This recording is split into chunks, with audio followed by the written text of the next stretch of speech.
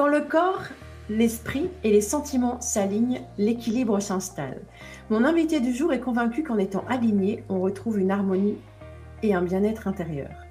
Chacun possède en lui les ressources nécessaires pour surmonter les obstacles et révéler son plein potentiel. Equicoach et équithérapeute, Anne Devancé est passionnée par les chevaux. Elle accompagne ses clients avec bienveillance à devenir la meilleure version d'eux-mêmes en se reconnectant à l'essentiel. Je vous demande d'accueillir mon invitée. Bonjour Anne. Bonjour Anne-Sylvie. Merci d'avoir accepté mon invitation. Alors, je vais te laisser te présenter, peut-être en complétant un petit peu ce que je viens de dire, et on va rentrer dans le vif du sujet avec notre interview du jour. Je m'appelle Anne Devancé, comme tu l'as dit. Je suis effectivement coach, équicoach, médiatrice équine, équithérapeute, et tout tourne autour des chevaux, mais surtout aussi des humains. Je les amène à rencontrer les chevaux et surtout aller à la rencontre d'eux-mêmes grâce aux chevaux. Et c'est là qu'il y a une magie qui s'opère, en fait. Exactement. J'ai eu la chance de participer à une matinée découverte et j'ai été agréablement et incroyablement bluffée par ce que ça peut apporter l'équicoaching. Mais l'idée, on n'est pas là aujourd'hui pour parler forcément d'équicoaching, on en viendra. Mais ce que j'aimerais, et c'était aussi l'objectif de mon invitation ici, c'est que tu puisses nous partager, parce que tu n'as pas été équicoach depuis toujours.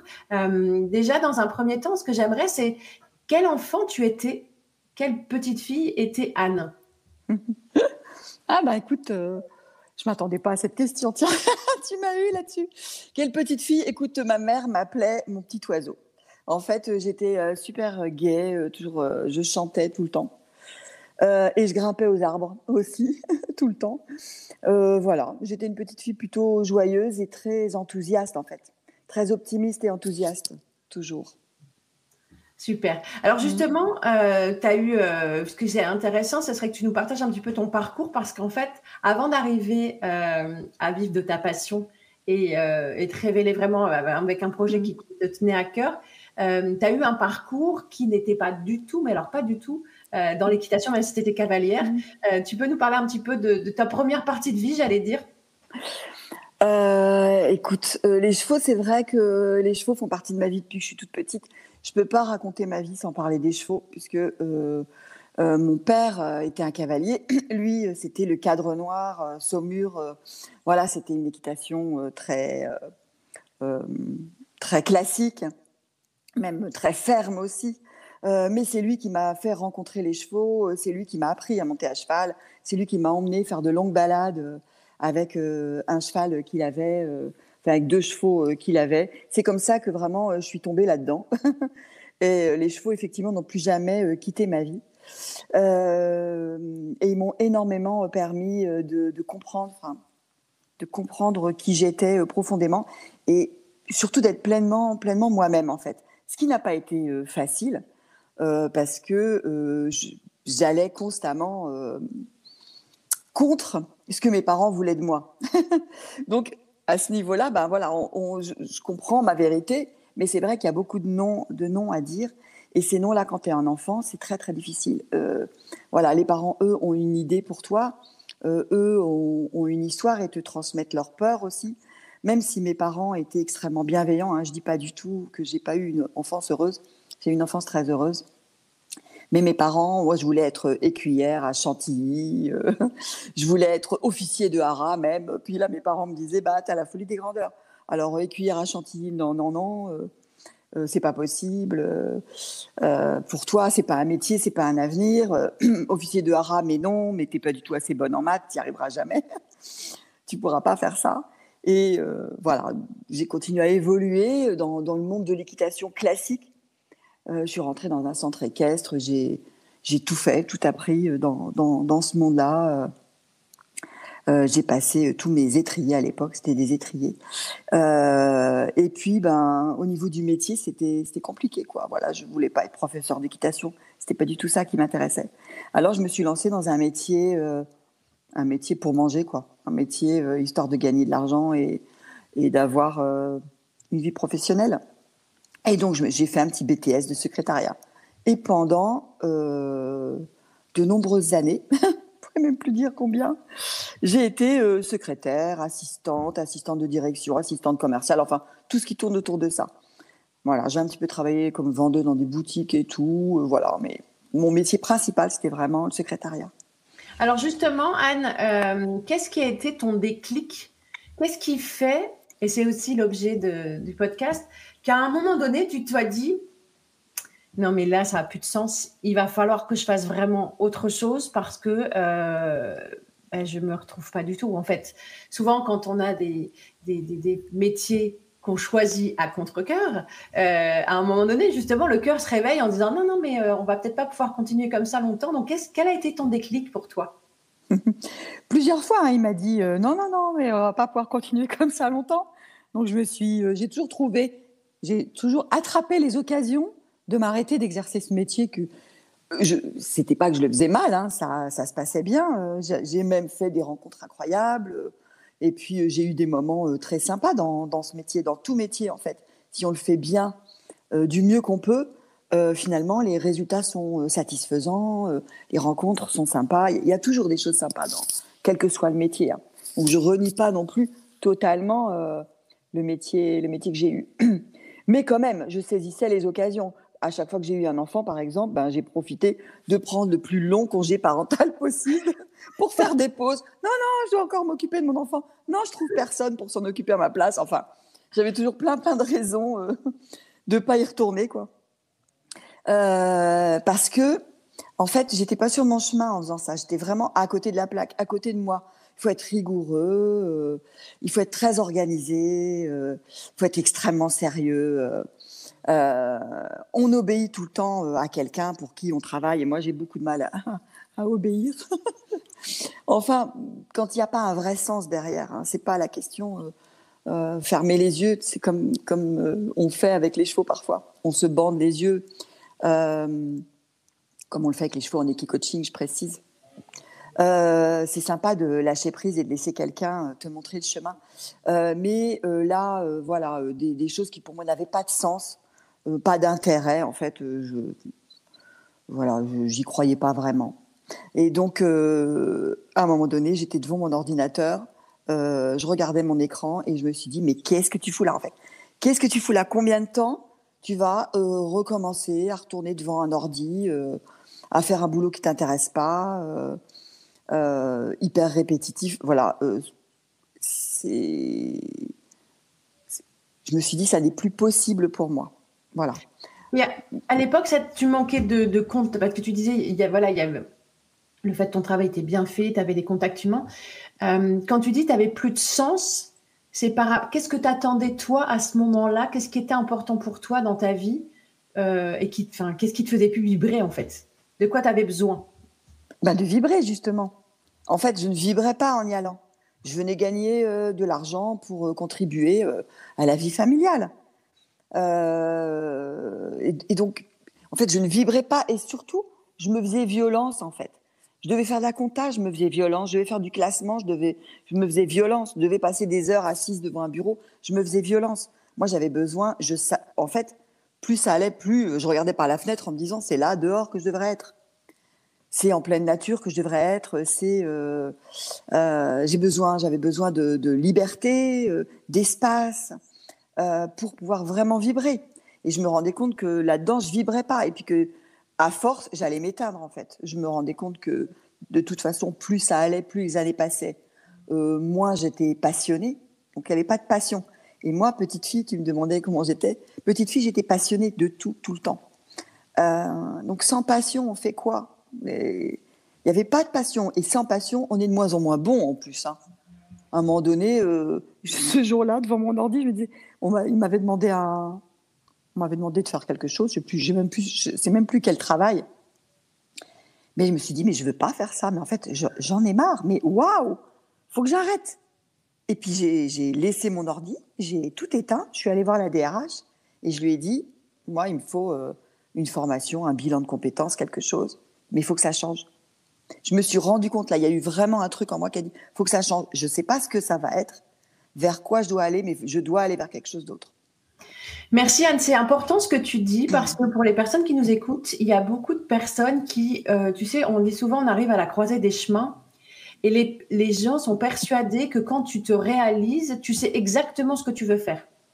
Et ce que tu dis, c'est hyper important, c'est qu'en fait, tu sentais ce besoin de changement, mais sans avoir défini encore clairement ce qui était important. Donc, j'allais dire pour les personnes qui nous écoutent, parfois, on n'a pas besoin, on n'a pas de, comment dirais-je, on switch, mais c'est difficile parce que parfois, les gens pensent que ça y est, tu as un déclic et tout est écrit, tout est tracé, alors que non, rassurez-vous, pour ceux qui écoutent, Ah oui. en fait, parfois, on ressent simplement cette lourdeur, ce poids de, comme tu disais, aller au boulot avec les pieds de plomb, de ne pas se sentir à sa place, mais ce n'est pas pour autant qu'à l'instant T, on ressent ça, on sait exactement ce qu'on fait. Donc là, ton premier pas, ça a été d'aller voir la DRH, ton bilan de compétences. Comment ça s'est mis en place ensuite? Parce que ce n'est pas évident non plus. Des fois, on peut ça paraît hallucinant de se dire, OK, bon, là, ça fait vibrer, je vais voir la RH, je dis, bon, stop, je ne peux plus. Et derrière, comment ça s'est passé? Qu'est-ce que tu as fait? Comment tu t'es sentie déjà en disant, je vais voir la RH? Ouais, alors c'était partagé en fait, parce que quand même, j'avais 48 ans à l'époque. Donc, 48 ans en France, tu trouves pas de boulot, quoi, en fait. En France, t'es un vieux, t'es senior à 48 ans. Déjà. Donc, du coup, il y a aussi la peur de se dire, je suis trop vieille, c'est trop tard, ça sert à rien. On a envie de rester, en fait, quelque part. Il y a une part de moi qui dit, non, mais c'est n'importe quoi, c'est pas le moment de la vie de changer. Reste tranquille là où tu es, arrête de te plaindre. De toute façon, à un moment donné, tu vas être à la retraite, tu vas pouvoir avoir ta liberté, fais des choses extérieures, change quelque chose dans ta vie privée, voilà, peut-être que là, ça ira. Mais il y avait une autre petite voix derrière qui disait non, non, je vais pas tenir 1 an de plus, je vais même pas tenir 1 mois de plus, parce qu'à partir du moment où j'ai où j'ai compris, écouté ce message intérieur qui dit stop, tu peux plus, ben, je peux plus. En fait, alors c'est peut-être que moi je suis très authentique, mais on est tous authentiques. C'est juste que quelquefois on écoute son authenticité ou on l'écoute pas, moi je pense. Mais à partir du moment où j'ai commencé à écouter mon authenticité, je peux plus revenir en arrière. Parce que là, ça serait pire. Et ce serait pire. Et si à force je m'écoute pas, ah ben là, par contre, j'irai dans le mur, quoi. Je sais bien que mon corps va me le dire. Si à un moment donné, on dit non aussi à tout ce qu'on ressent, notre corps, à un moment donné, va dire non, stop. C'est comme ça qu'il y a des gens qui font des burn-out. Hein. C'est parce que ils ne s'écoutent pas. Ils n'écoutent pas ce petit message intérieur qui dit t'es pas à ta place, mets-toi à ta place. Et pourquoi pas maintenant, en fait? C'est pas l'idée d'envisager le pire en disant là là, ça y est, j'ai perdu mon boulot, ça va être fini, je retrouverai jamais rien, je vais dépendre totalement de mon mari ou j'en sais rien. On peut se poser plein de questions différentes. Mais l'idée, c'est de voir les choses autrement, envisager le meilleur. Waouh, je vais enfin arrêter de faire ce qui ne me va plus, ce qui ne me convient plus. Waouh, je vais avoir la chance, grâce à mon entreprise, d'avoir un bilan de compétences et de comprendre avec ce que j'ai comme compétences, comme savoir-faire et savoir-être. Je le dis aujourd'hui, mais c'est pas forcément ce que disait ma DRH, mais bon, ça va me permettre de rebondir et de faire autre chose. Et puis, voilà, moi, je pense qu'il y a une histoire de passion aussi là-dedans. Quand la passion revient, bah, tu la transmets. Oui, et dans ce que tu partages aussi, ce qui est important pour que la passion puisse revenir et la vibration revienne aussi, c'est d'être en capacité, ce que tu disais, de ne plus être dans le déni. Tu parlais d'authenticité. Pour les personnes, il y a beaucoup de personnes qui se disent authentiques, mais en fait, elles sont en train de s'oublier, elles n'honorent pas qui elles sont. C'est-à-dire que cette notion de déni, qui est nourrie aussi par le fait, comme tu dis, mais qu'est-ce que je vais faire à l'âge que j'ai, comment je vais faire pour... Parce que encore, quand on est en couple, j'allais dire, tu peux te dire, j'ai un mari qui peut faire tampon, entre guillemets, avec la perte de revenus à l'instant T, mais quand tu es toute seule, quand tu as des enfants, ou même sans enfants, c'est compliqué parce que tu as plusieurs paramètres. Et la société te renvoie aussi, comme tu dis, qu'à partir d'un certain âge, tu es un peu... on ne sait pas trop dans quelle case te mettre, et puis tu es contente d'avoir un job, en gros. Et je trouve intéressant dans ce que tu dis, c'est qu'à l'âge où tu l'as fait, tu te sois autorisé. Et c'est vraiment ça aussi, la dynamique de ce podcast que j'ai envie de partager, c'est on peut devenir artiste de sa vie à n'importe quel âge. Parce que tu as d'autres personnes, tu vois, qui vont te dire, oui, mais quand on est jeune, on ne peut pas créer sa boîte. On s'en fiche. Si ça a du sens et que ça permet tout simplement d'être aligné Et c'est vraiment ça qui est important. Et alors du coup, voilà, tu changes ta vie, tu décides, tu fais ton bilan de compétences. Ça te prend combien de temps? Est-ce que tu t'es fait autoriser une pause, entre guillemets, en disant, allez, ok, voilà, je décide vraiment comment je vais faire les choses, parce que là, tu as ta page blanche. Tu vas voir la DRH, tu dis stop, mais c'est juste une page blanche à l'instant T. Ah bah oui, là, à l'instant T, c'était clairement une page blanche. Mais comme tu l'as dit, je rebondis juste 2 secondes, mais c'est vrai que, mais même à 15 ans, tu peux monter ta boîte. À n'importe quel âge, tu peux monter ta boîte. Si c'est l'idée de construire quelque chose qui te ressemble, il n'y a pas d'âge pour ça, en fait. De toute façon, tu vas monter peut-être 20 boîtes dans ta vie. Si tu commences à 15 ans, et tant mieux. Au contraire, tu vas pouvoir rebondir sur tous les apprentissages que tu auras fait. Non, c'est même, il y a un côté très excitant aussi là, de dire ça y est, allez, ça y est, j'y vais, je sors de là. Qu'est-ce que je vais faire?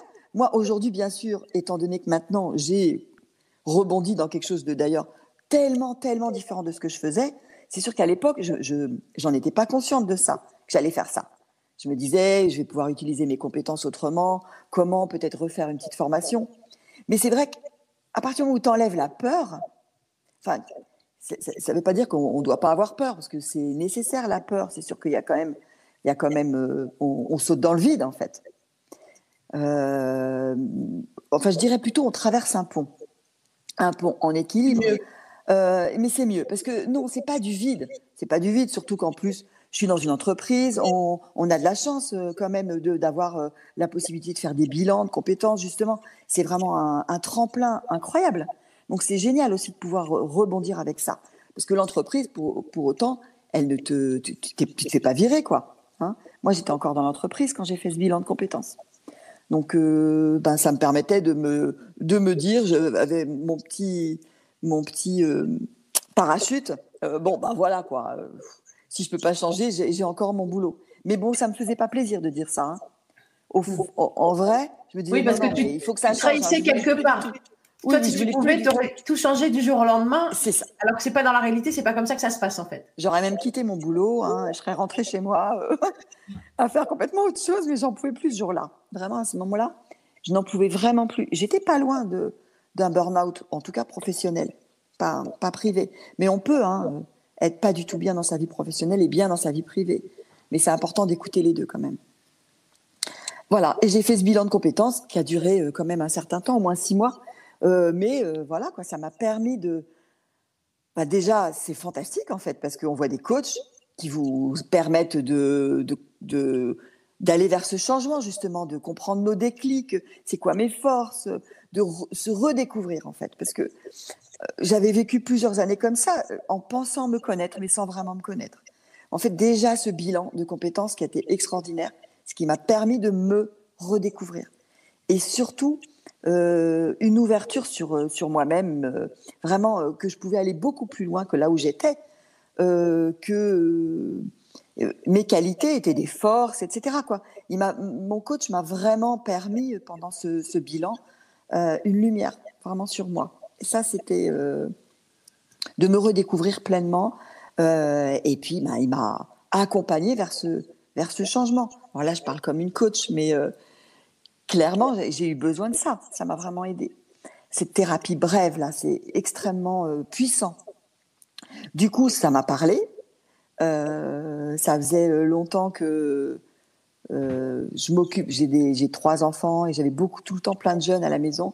Et j'avais envie de m'occuper de jeunes. J'avais un petit truc derrière, une petite idée déjà, où je me disais, j'aimerais faire quelque chose où j'accompagne, je m'occupe des jeunes en difficulté, en grande difficulté dans la vie, ou qui n'arrivent pas à s'en sortir parce qu'ils sont déjà dans la vie active, mais aussi des jeunes étudiants qui ne savent pas faire des choix d'orientation, ou des jeunes qui soient TDAH ou HPI, ou je sais pas, des jeunes atypiques et qui auraient besoin d'être accompagnés. Ça peut être aussi un manque de repères. J'ai des jeunes qui sont aussi en manque de repères ou qui sont dans la société actuelle, quoi. Oui, et en voyant plus grand, c'était vraiment parce que voir plus grand, c'est important. Je me suis rendu compte que ce qui m'a aidé aussi à switcher complètement, c'est de mettre un sens là où j'allais. C'est-à-dire me dire, il n'est plus question qu'il n'y ait plus de sens. Ça veut dire quoi? Ça veut dire qu'est-ce qui est plus grand que moi, qu'est-ce qui sera plus grand que moi? Qu'est-ce que je vais apporter au monde? Qu'est-ce que je veux, moi, en fait, pour le monde? Qu'est-ce que je voudrais, tu vois? Qu'est-ce qui est plus grand que moi dans ce que je vais faire? Là, l'idée, c'était que les jeunes se retrouvent pas dans une situation comme moi, à 48 ans, devant un ordinateur, en disant « mais qu'est-ce que je fous là ?» C'est permettre aux plus jeunes d'aller directement vers quelque chose qui leur correspond. Même si ça ne sera pas forcément le même métier toute leur vie. Mais au moins, comme dit Sarah Roubateau, j'adore ça, elle dit trouve le verbe de ta vie. En fait, que les jeunes trouvent leur verbe. Si c'est aider, il y a plein de métiers pour aider. Et ils peuvent en faire peut-être plusieurs dans leur vie, pourquoi pas. Mais au moins, ils auront trouvé leur verbe. Ce lien, ce fil rouge, hein, qui va leur permettre de dire, voilà, là, je suis pleinement moi-même quand j'aide, mais je peux aider en tant que pompier, je peux aider en tant que médecin, je peux aider. Il y a plein de manières d'aider. Moi, le sens, c'était... Et le sens, comme médecin, c'est apporter la santé, quoi, le bien-être pour chacun, une bonne santé qui est quand même essentielle dans la vie. Ou quand je suis pompier, le sens, ça va être sauver les gens. Voilà, empêcher, éteindre un incendie, par exemple, voilà quoi, être un sauveur quelque part. Le sens, il est énorme. Mais moi, je voulais du sens parce que je n'en avais plus. Et déjà là, j'ai compris dans cette formation-là que je pourrais être coach pour les jeunes, en fait, pourquoi pas. C'était déjà le premier but. Merci pour ton partage, Anne, parce que c'est vrai que c'est quelque chose qui est indispensable. C'est, j'allais dire, dans ce que tu expliques, c'est de permettre à chacun ou chacune, que ce soit des ados ou même des adultes, d'être à l'écoute de leurs propres besoins. Parce que comme tu dis, on peut changer de métier au fur et à mesure, mais c'est simplement d'être en alerte et de ne pas mettre une chape de plomb sur je reste dans un métier parce qu'il y a le candidaton, parce qu'il y a la société, parce que. Et c'est vraiment d'aller honorer qui l'on est. Pas évident parce qu'on n'apprend pas à l'école. Voilà, généralement, depuis qu'on est petit, on est tourné vers les autres et on n'a pas l'habitude d'écouter nos propres besoins. Donc, c'est aussi venir un peu à contre-courant. Et c'est vraiment quelque chose de très intéressant dans ce que tu partages. Alors, justement, tu t'as mis un certain temps et je trouve ça chouette que tu te sois autorisé parce que c'est ça aussi, les gens, beaucoup de personnes qu'on peut rencontrer, quand tu leur demandes qu'est-ce que vous voulez faire, ils savent pas, ils savent très bien ce qu'ils veulent plus faire, mais savoir réellement ce qu'on veut faire sans contrainte, s'il n'y avait pas de problématiques autres, argent, moyens, etc. C'est difficile même parfois de poser cette question. Quand on dit si j'avais une baguette magique, je te la prête, qu'est-ce que tu en fais? Les gens ne savent pas forcément répondre spontanément. Alors justement, comment ça s'est mis en place et comment tu as commencé à créer ta propre entreprise? Parce que voilà, c'est pas le tout de changer, de décider. Comment ça s'est mis en place et comment tu le vis aujourd'hui? Et depuis combien de temps tu es installée? Mais depuis, comment tu vis ça, ce renouveau? Comment ça s'est passé pour toi? Écoute, c'est juste que pendant ce bilan de compétences, y avait d'autres personnes, j'étais pas toute seule, et on parlait de soi, en fait, du coup, pas mal. Comme je disais, on a beaucoup appris sur soi. Et donc, les personnes avec qui j'étais ont entendu, quand je parlais de moi, parler des chevaux, ont entendu que je parlais des chevaux et que je parlais des jeunes et du coaching des jeunes. Et à un moment donné, il y en a une qui m'a dit, mais pourquoi tu n'allies pas, en fait, l'accompagnement de ces jeunes avec les chevaux? Parce qu'elle me dit, moi, j'ai été faire une séance d'équicoaching et ça a été extraordinaire. Et c'est ça qui m'amène ici aujourd'hui. C'est la séance qu'elle a fait avec le cheval qui l'a amenée à venir faire ce bilan de compétences parce qu'elle se sentait plus à sa place et elle cherchait sa place. Et là, ça a fait tilt dans ma tête. Je me suis dit, mais waouh, mais c'est quoi l'équicoaching en fait? C'est incroyable. Je connaissais le monde des chevaux. Depuis toujours, je savais beaucoup de choses quand même dans ce domaine-là, mais je ne savais pas ce que c'était que l'équicoaching. L'équithérapie, oui, mais pas l'équicoaching. Et je me suis renseignée et j'ai été voir une équicoach avec laquelle j'ai fait plusieurs séances. Et voilà quoi, le déclic s'est fait naturellement. Et en fait, à un moment donné, c'est là que je dis, dans mon parcours, je pense que ce bilan de compétences, il était essentiel. Parce que comme tu as dit très justement, souvent on a envie de partir, mais on ne sait pas ce qu'on veut faire. Et du coup, on ne part pas. Parce que par peur, et puis on a raison d'avoir peur, hein, parce que tout lâcher sans savoir où tu vas, faut pas non plus être inconscient. Ce qui est important, c'est quand même que ça soit écologique pour nous, hein, que ça nous fasse du bien, ne pas tout lâcher de manière inconsciente. Mais par contre, oser bouger et sortir de ce cadre-là, oui. Et là, c'est bien d'être aidé. Et vraiment, je pense que je n'aurais pas fait le pas, je n'aurais pas créé mon entreprise si j'avais pas été accompagnée par des coachs, plusieurs coachs et qui coachent. Et ces personnes-là m'ont vraiment, vraiment aidé à me révéler et à avoir un projet qui tient la route, quoi, équilibré. Un projet qui ait du sens et qui pouvait réussir. Alors, ce qui compte énormément, c'est l'énergie qu'on y met, la passion qu'on y met, l'envie, le désir, bien sûr, mais il y a aussi la sécurité qu'on y met, quelque part. Hein, de se dire, ben voilà, je me lance, mais il y a un pont, effectivement. Je ne saute pas dans le gouffre direct, hein, quand même. Alors, du coup, je me suis formée. De tout ce parcours aujourd'hui, Anne, de quoi tu es le plus fière? Ah là là, bah ça c'est une bonne question. D'avoir osé. Parce qu'aujourd'hui, je suis totalement à ma place, quoi, en fait. Aujourd'hui, je suis pleinement moi-même. D'ailleurs, même des personnes qui bossaient avec moi sur aller me voir, ils m'ont dit « Ah, bah ça y est, je te découvre quelque part. » Parce que j'étais pas moi, j'étais pas pleinement moi. Sauf à part celles que je pouvais voir en dehors dans ma vie privée, ils ne savaient pas qui j'étais quand ils me rencontraient dans ce boulot-là. Et donc, c'est vraiment avoir compris, être totalement à ma place et qui je suis pleinement. Parce que moi, là, dans le métier que je fais, je suis pleinement moi-même, en fait. Totalement à ma place et épanouie. Et c'est ça qui fait que je réussis. En fait, oui, je me suis formée, bien sûr. Hein, il y a un laps de temps quand même qu'il faut prendre en considération. Hein. C'est qu'il faut se former. Donc, j'ai arrêté à 49 ans hein, et j'ai commencé à me former. Et ça a été long parce que je me suis formée en tant que coach et puis ensuite en tant qu'équi-coach et puis en tant que médiatrice équine, etc. Il m'a fallu vraiment du temps, même si j'ai commencé à travailler en tant que coach pendant que je me formais en tant qu'équi-coach. Ça a quand même pris du temps. En plus, tout ça, ça a tourné c'est arrivé avec le Covid. J'ai commencé à démarrer en plein Covid. Donc, ça n'a pas été simple parce que c'est vraiment pas la période, bien que il y ait à ce moment-là il y avait beaucoup de personnes qui allaient pas bien et j'avais le droit, moi, d'accompagner quelqu'un avec les chevaux pendant le Covid. Donc, j'ai quand même pu travailler pendant le Covid et aider des personnes qui étaient vraiment en grande détresse. Mais bon, ce dont je suis le plus fière, en fait, c'est déjà d'avoir osé faire ce pas-là, quoi.